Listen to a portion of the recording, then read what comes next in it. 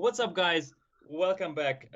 This is the Central Perk podcast, and we are back after summer vacation with Milan with our podcast. And yeah, welcome, guys. I hope everybody's doing good.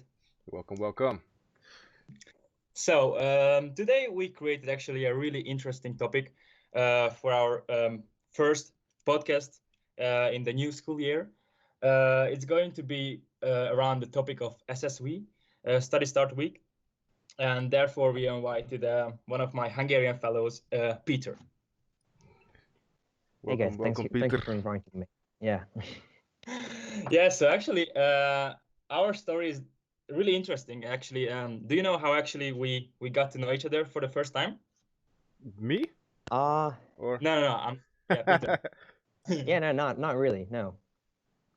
So actually, I was playing pool with one of my friends, with one of my Hungarian friends, and then you were next to me, and then obviously we spoke Hungarian, and you were like, "What the fuck? You are guys also Hungarians?" And I was like, "What the fuck?"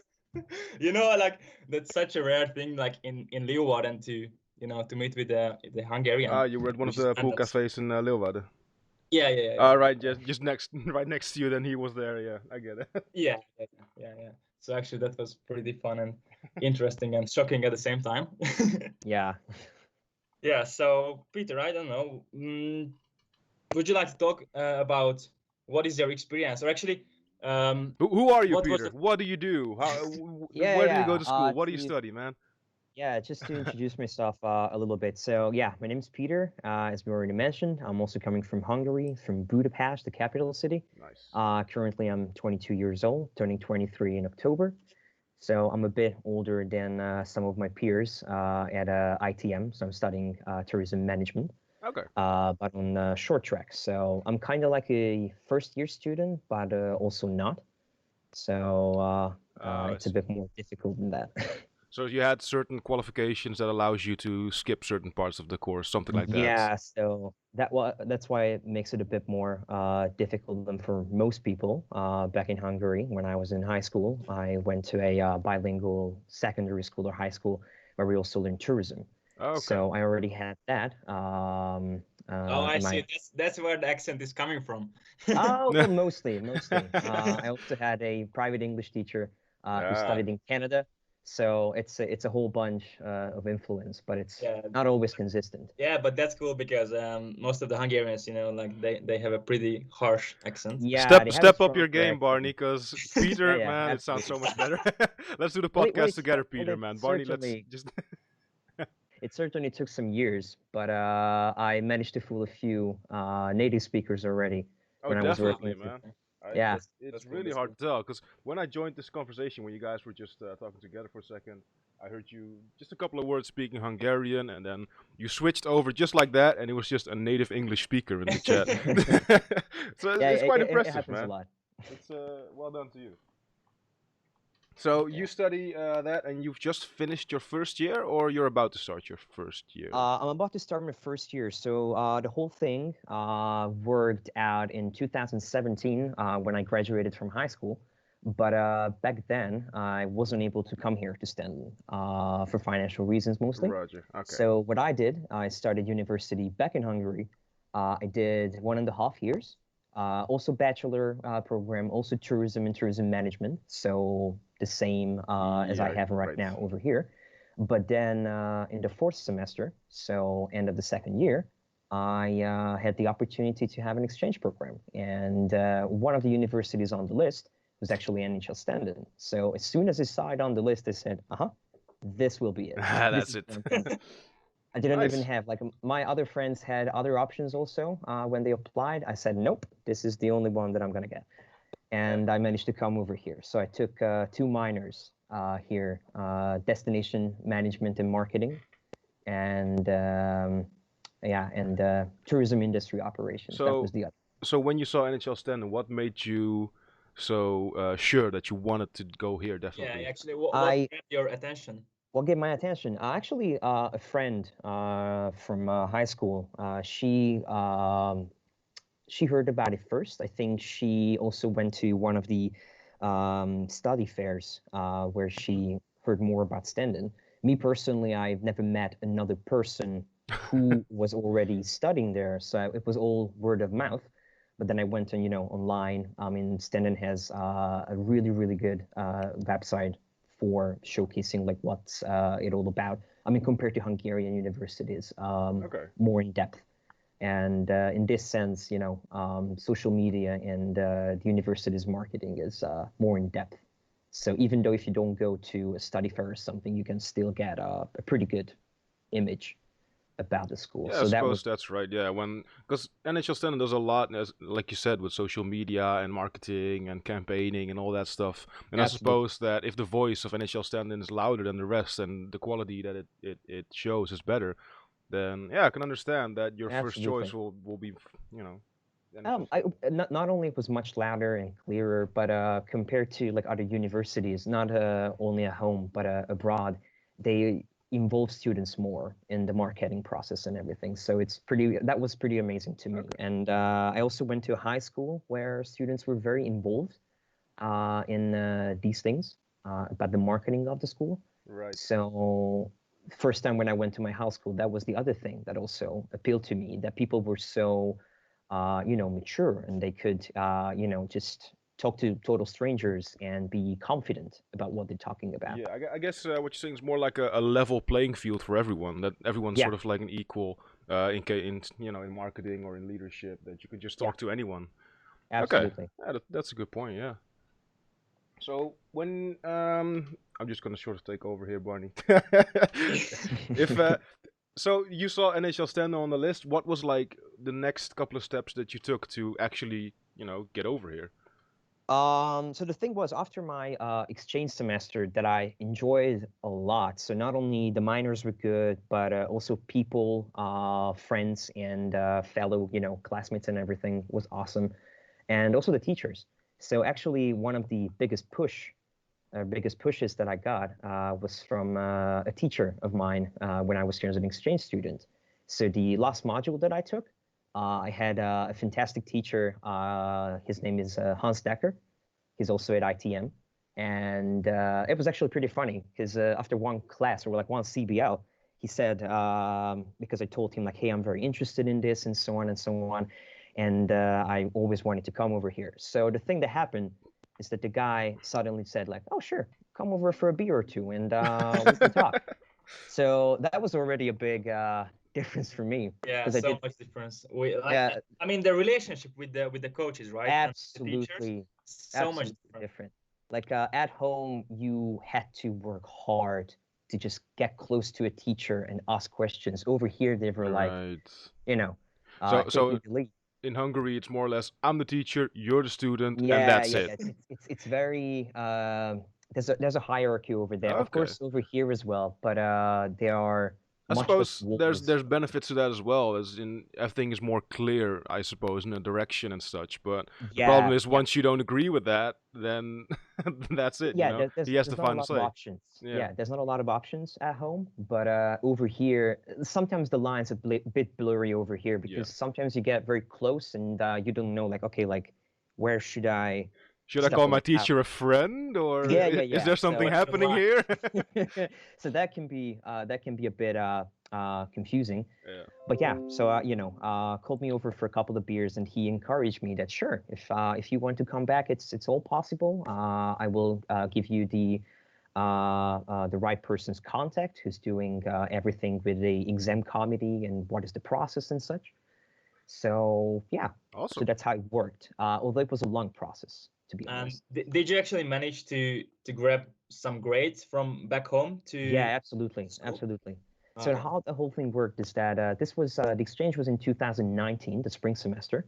So I returned 2019, the summertime. So I took a whole year off of my Hungarian university, so two passive semesters, and I started working. I already had a training as a tour guide, so that's how I was working because I knew that I want to get ready for university, and I already had the contact with NHL. So they said like, okay, once you're ready to apply as a short track student, um, you can start applying via email. We will receive your information, and then we start working out.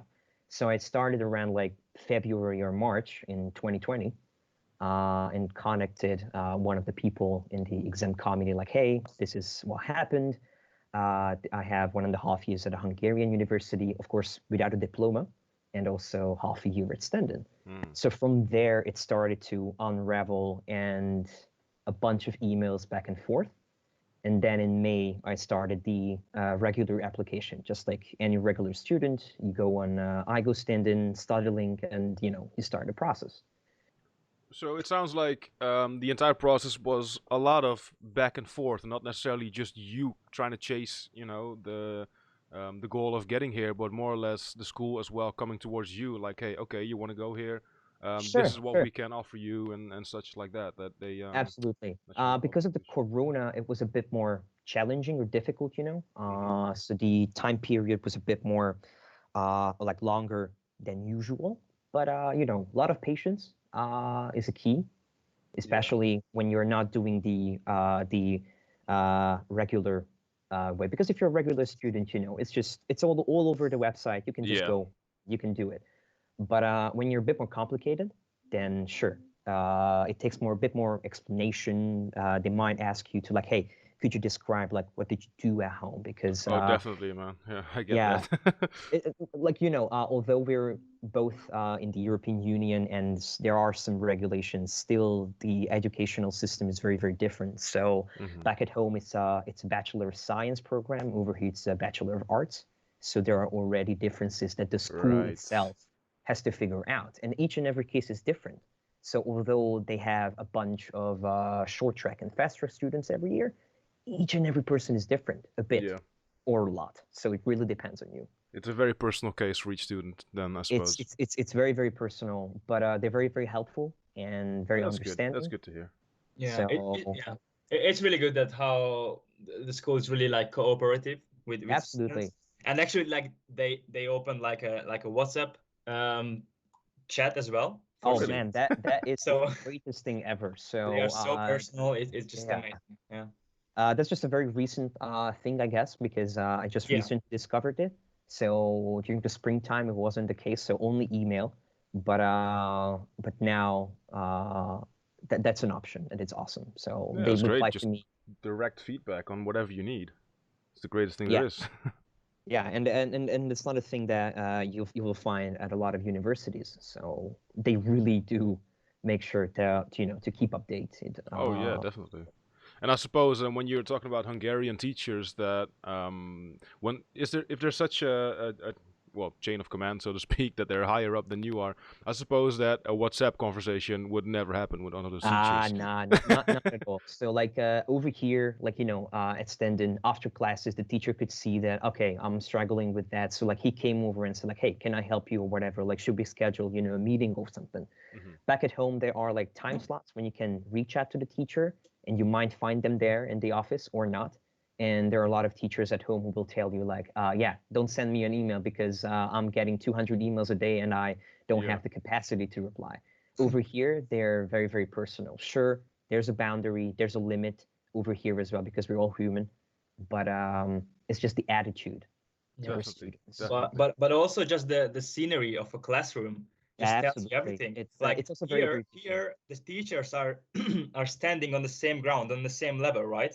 Yeah, While at home they have like 300 students, and absolutely. literally the coach or the teacher is on a pedestal, you know. So Yeah. I Yeah, so one suppose one one thing, sorry, go ahead. yes, one thing to just in defense of Hungarian teachers, over here I heard from one of the stand-in teachers like, oh man, I'm a bit overwhelmed. I got 60 students this semester, and I looked at him and like 60? At home teachers have 600. Yeah. yeah. So it's a different I perspective, suppose but when you have 600 students, there's no other way than nah, not get not at personal, all. because you would just get wound up in every single of your student stories, and Yeah, you wouldn't get and to teaching. nah, not at all. So like at the end of the semester, you'd be like, I done nothing. Hmm.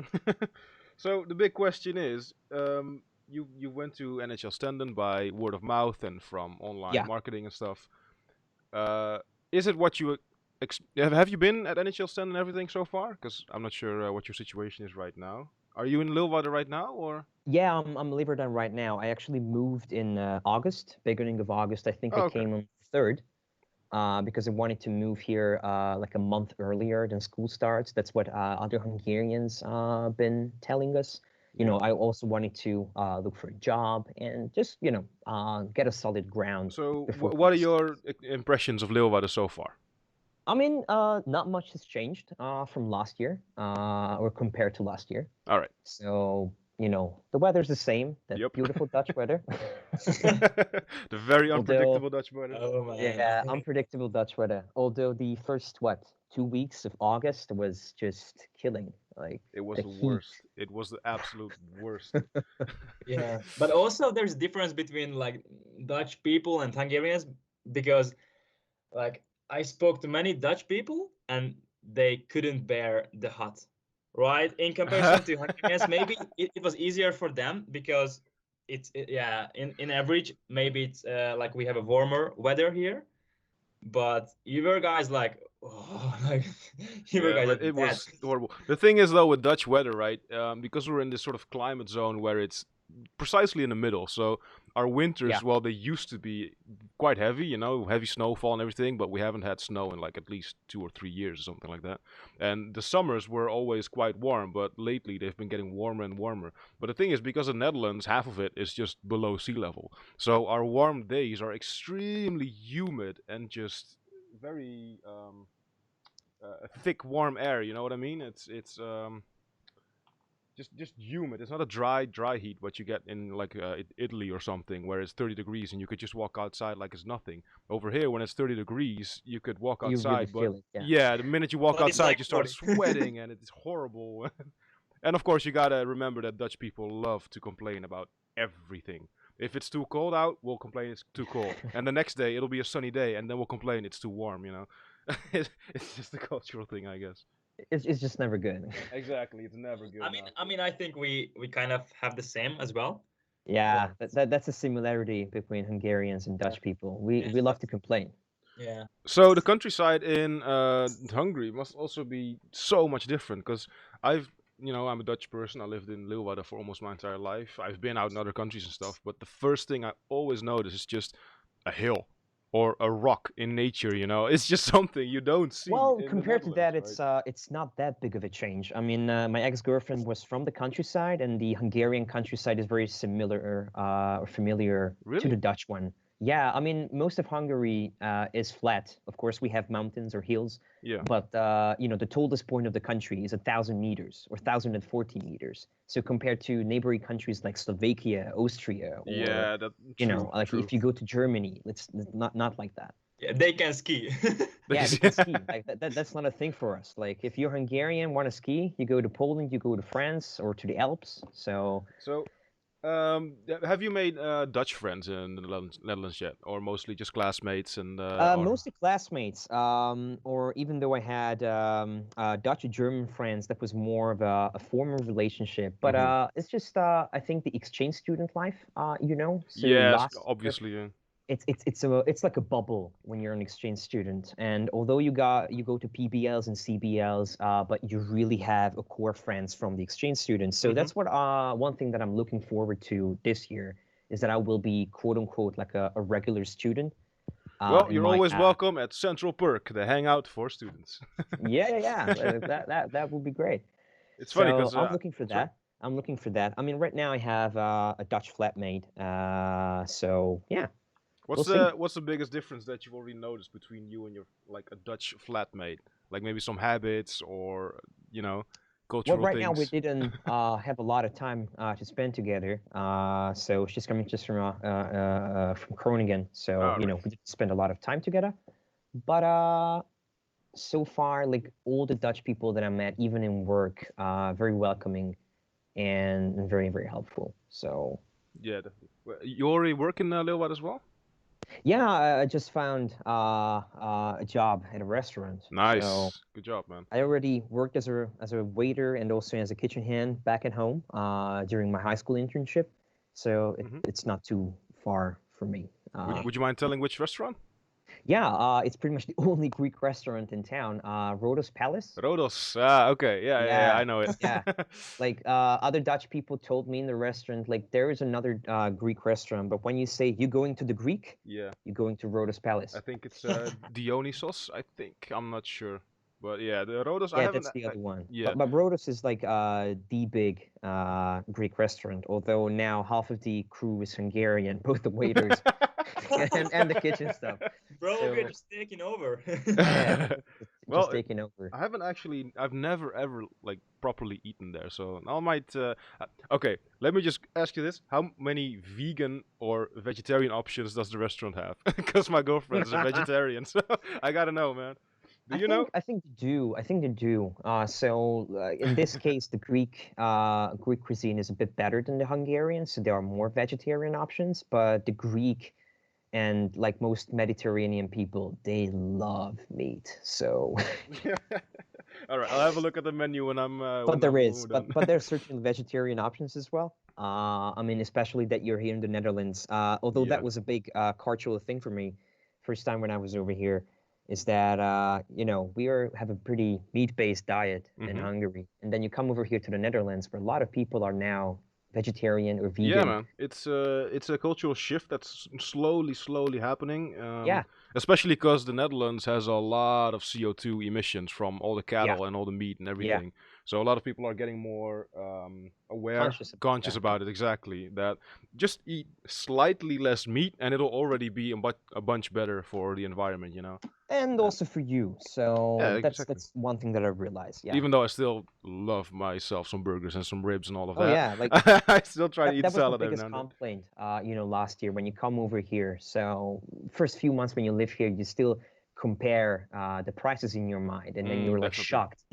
Like some things are more expensive over here, or Really? cheaper. Could you name an example of something that's like way more expensive or cheaper here than? Meat, absolutely, is the number one thing, and that was the actually my first complaint to my Dutch friend or Dutch classmate, to Amy. Her name was Amy, Okay. and I complained to her like, oh man, like the meat is so expensive over here, and she's like, well, I'm eating meat once or twice a week, so it doesn't really matter to me. Exactly. Yeah. Yeah, so that was the first thing. Like, okay, like maybe it's my mindset, or is that I should Have you been change. to butchers yet? Like proper butchers No, instead of supermarkets? only to supermarkets. But first, when I was here as an exchange student, I thought there were no butcher shops over here because at home they're literally on every corner, almost. And over here, it's a bit more of a work to find them. But Yeah, there's about this, I'd say like 5 or 6 in Leeuwarden, maybe something like that. yeah, Maybe a yeah, bit yeah, more. I haven't yeah. been to a So butcher I was myself planning. yet, as well, because I'm just lazy like that. But I've had friends Yeah, that go to butchers and they say the meat is like 10 times better than what you get from the absolutely. supermarket, and and it's That's not the even same that thing more that we expensive. do.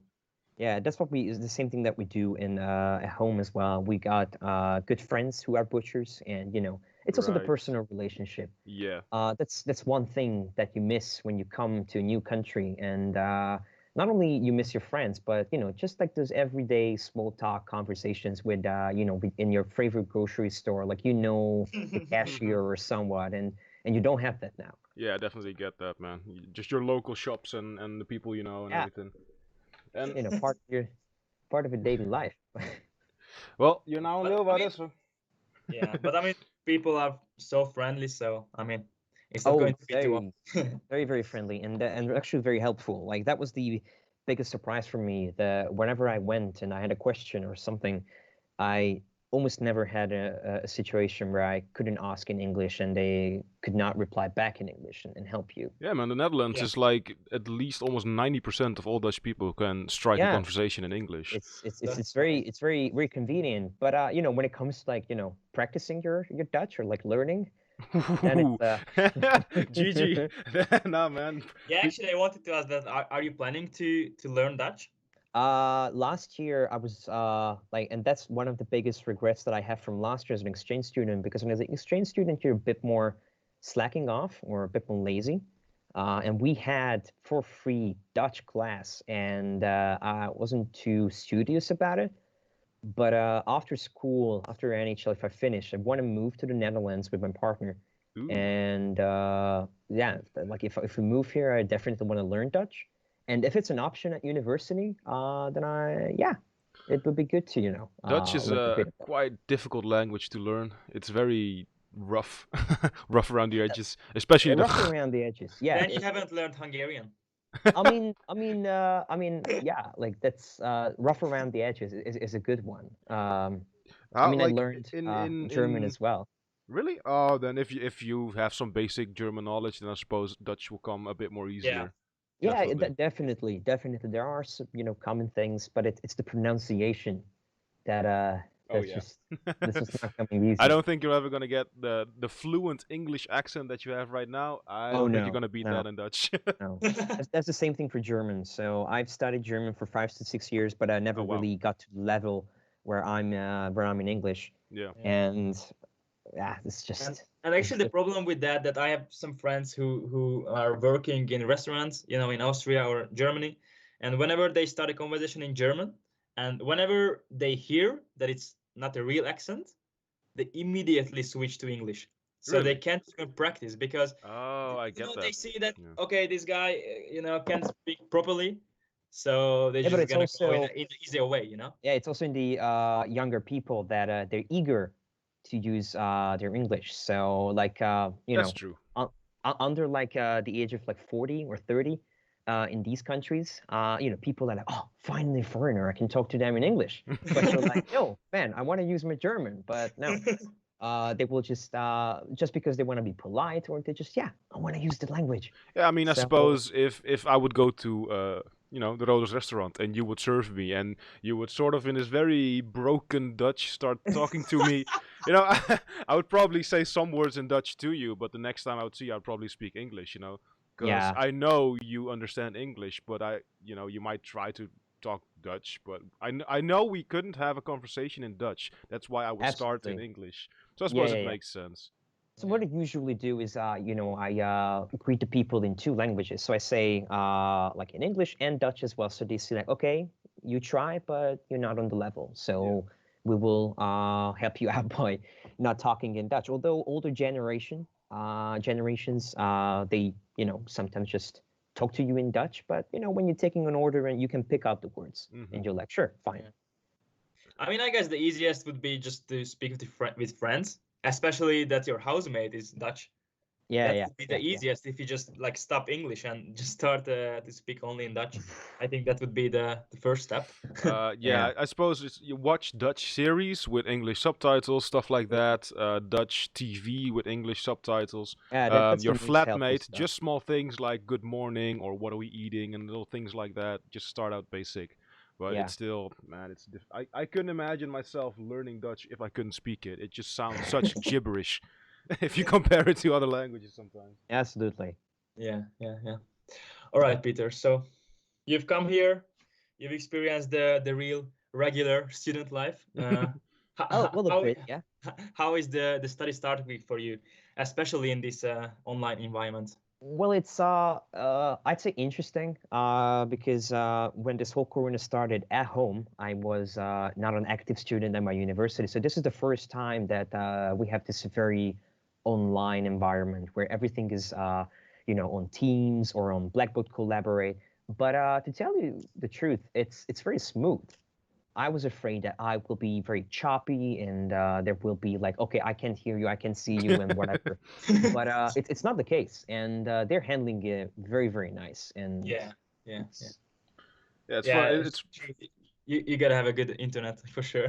oh yeah, But it was interesting because also the teachers are really flexible oh because yeah, when everything hit, it was like 1 week and we shifted immediately for yeah, online teaching. So yeah. that was super fast. But the good thing is that over here, teachers are more literate in IT or like IT matters. I So think I think that's because I'm not sure, but it's just a theory, I guess. In the Netherlands, you see a lot of kids, like 6, 7, 8 years old, with tablets and phones, and they're very tech savvy.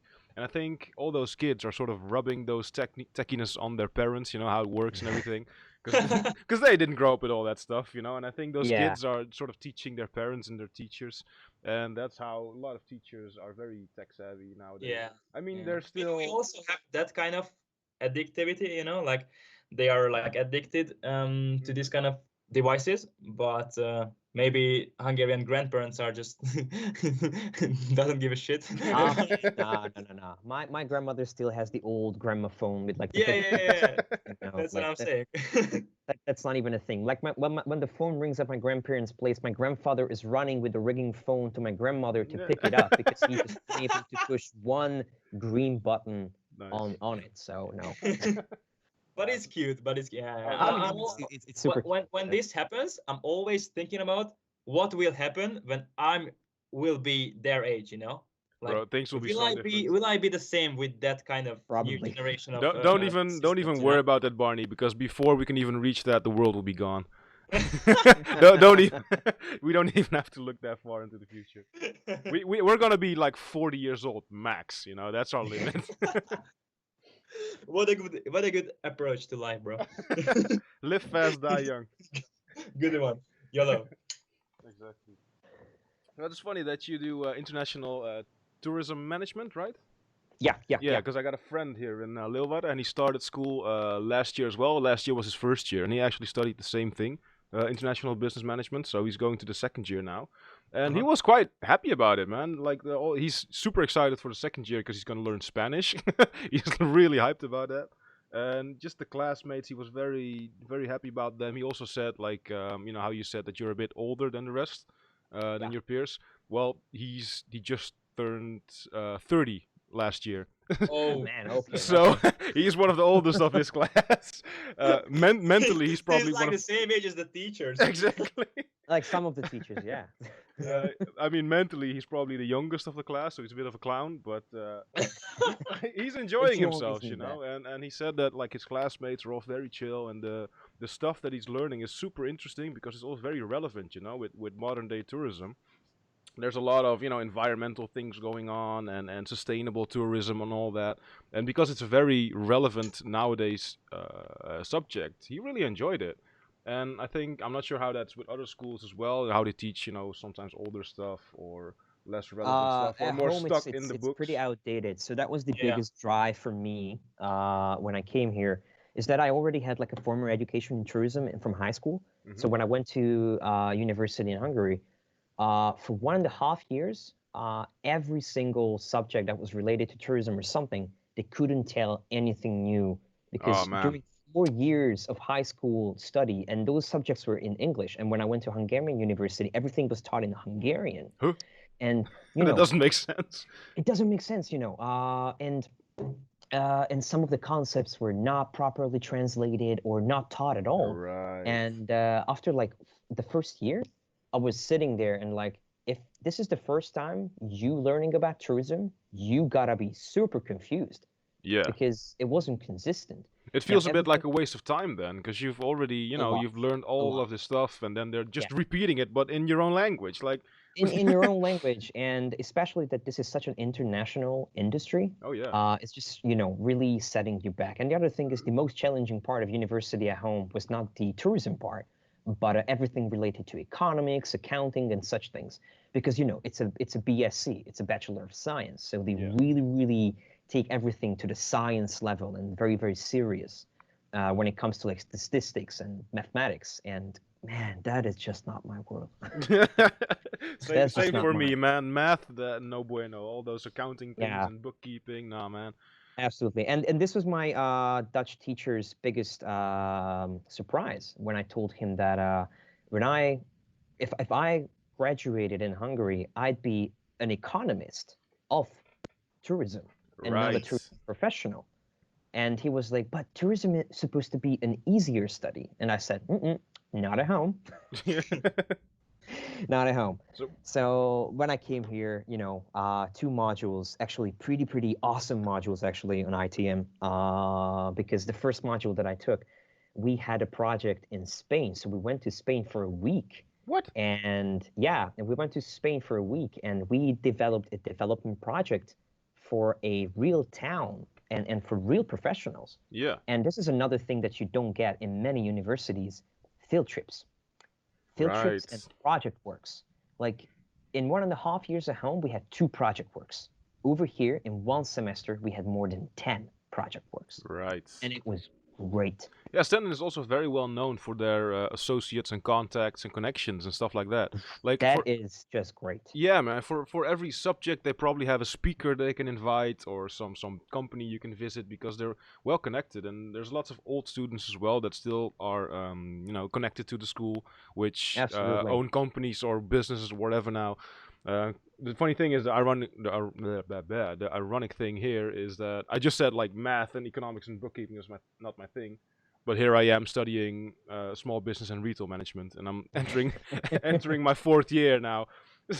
So I suppose I managed and survived without having those skills, but it's yeah, Stanton is very well known in that, and even in my course as well, we had lots of speakers, that like old students that have their own little business now that share their experiences with that, Yeah, that and was it's my been great. initial idea to have it as my thesis, like a business plan or something. That was actually the idea, and it's pretty good for that. And there are a lot of even the teachers themselves who have an experience in this, running a business for like 15 years, and now they're Hmm. teaching.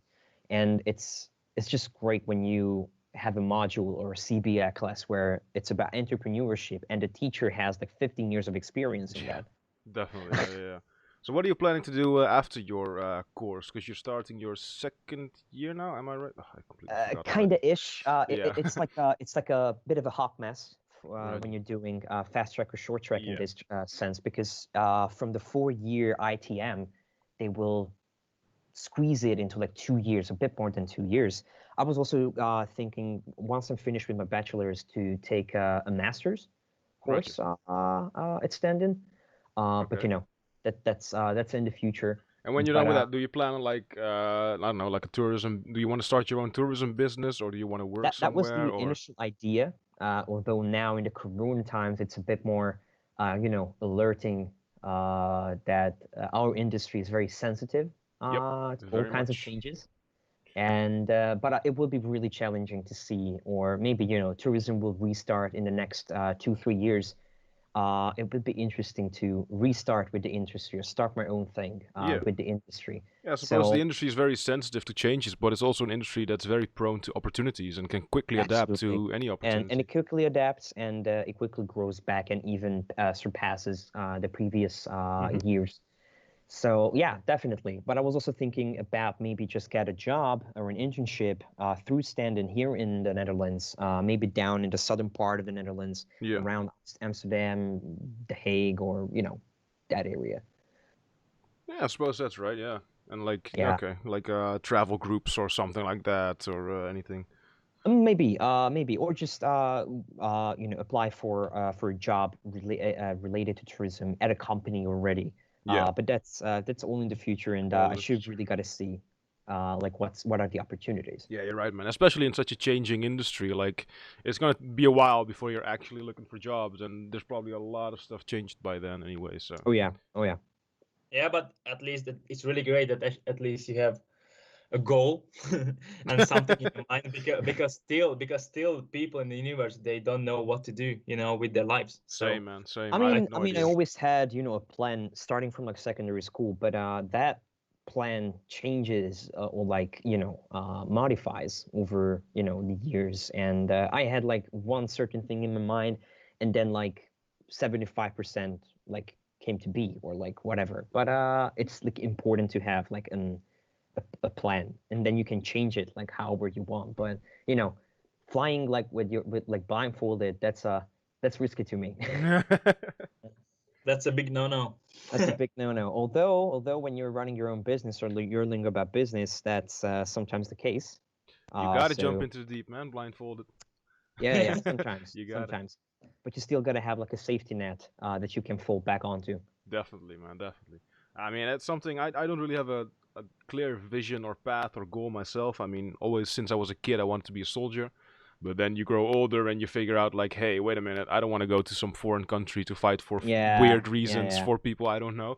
I also had that dream once when I was a kid to work in the Uh-huh, military. exactly. I got a family member, but then I realized that yeah, that's just Because not my once you my get older, you start thinking for yourself, really, like, what do I want? yeah, And yeah, yeah. yeah, And the the army, military is very rigid in that. Yeah, exactly. He doesn't care. He doesn't care what you want.